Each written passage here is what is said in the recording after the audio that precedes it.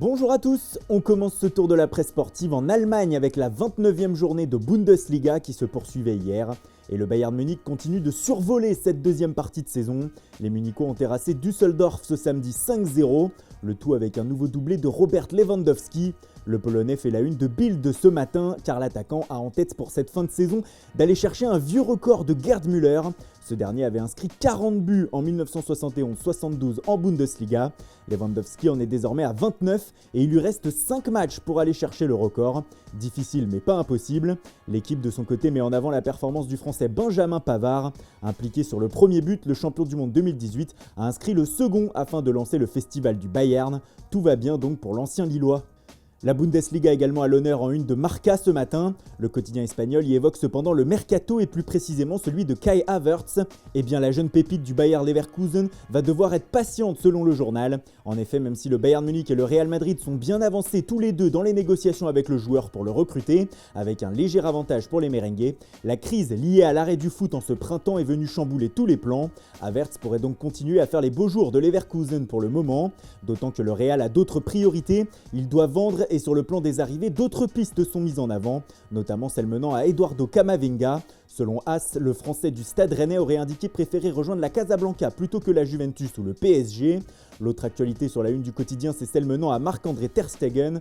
Le portier du FC Barcelone est pour le moment en pleine négociation avec son club afin de prolonger. Mais selon le média, le gardien allemand demanderait au Barça de faire de lui le portier le mieux payé au monde pour rester. Compliqué lorsque l'on sait que les Blaugrana ont des difficultés financières. Le feuilleton continue.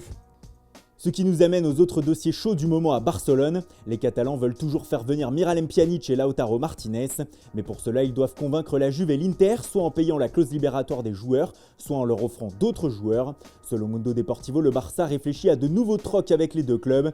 Junior Firpo serait d'ailleurs proche de l'Inter, alors que pendant ce temps les Blaugrana ont proposé 3 joueurs à la Juve dans le cadre de l'échange, Carles Alenia, Arturo Vidal et Ousmane Dembélé, tout en précisant que Ansu Fati n'était pas à vendre. Pour Dembélé, la Juve ne serait pas la seule dans la danse. Le média précise aussi que Liverpool serait intéressé afin de récupérer le Français. Jürgen Klopp penserait à lui s'il ne parvenait pas à recruter Timo Werner. L'été sera chaud en Catalogne. Selon le Corriere dello Sport, l'été sera chaud partout, car en effet le mercato battra son plein alors que les championnats et les coupes d'Europe seront en train de se disputer, ce qui fait dire au journal que ce marché des transferts estival 2020 sera une véritable bombe en Serie A et ailleurs. Un autre sujet fait la une du quotidien, c'est la réouverture des stades en Italie. Selon le média, le président de la Juventus, Andrea Agnelli, aurait lancé un appel au gouvernement italien afin qu'il étudie une possible réouverture partielle des stades dès le mois de juillet, dans le but de faire entrer un peu d'argent dans les caisses des clubs. En France, c'est aussi le débat du moment, mais comme le rapporte le Parisien, le spectre du huis clos à la reprise en juillet-août s'est éloigné hier. En effet, la ministre des Sports, Roxana Maracineanu, a indiqué sur Europe 1 que des matchs amicaux en juillet pourraient se disputer avec du public, dans la limite de 5000 personnes autorisées, comme l'a conseillé la semaine dernière le Premier ministre Édouard Philippe. Le retour des fans dans les stades agite aussi l'Angleterre. Ce matin, le Sunday Mirror révèle que la fédération envisage actuellement des plans afin que 20 000 fans puissent assister à la finale de la FA Cup le 1er août à Wembley, 10 000 de chaque équipe finaliste. Une petite bonne nouvelle, indique le tabloïd, qui sera conditionnée à l'évolution de la situation sanitaire dans le pays.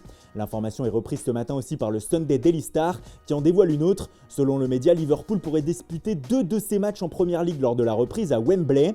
Comme nous l'expliquions hier, les autorités craignent des rassemblements aux abords d'Anfield si les matchs y sont disputés à huis clos.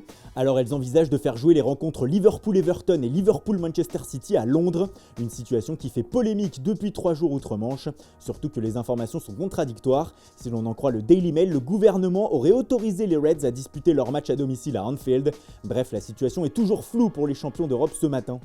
Et pendant que les derniers détails du Restart Project sont en train d'être finalisés, la Première Ligue, elle, se penche déjà sur la saison prochaine.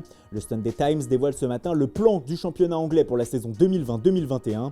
Celle-ci débuterait à la fin du mois d'août, le 22 ou le 29, et commencerait en même temps que le mercato outre-Manche. En effet, les responsables de la Première Ligue envisagent 12 semaines de transactions pour les clubs anglais entre août et octobre. En Italie, en revanche, on ne voit pas ça d'une manière aussi sereine. Selon la Gazzetta dello Sport, la possibilité d'un nouvel arrêt de la saison est crédible, et pour cela, les autorités auraient un plan afin de quand même terminer la saison et définir un classement. Ils pourraient avoir recours à un algorithme qui calculerait les résultats de chaque club en fonction de statistiques. Une folie mathématique dont personne ne veut. La Serie A ne doit donc plus s'interrompre. Voilà, c'est tout pour aujourd'hui. Merci pour votre fidélité. Bonne journée à tous.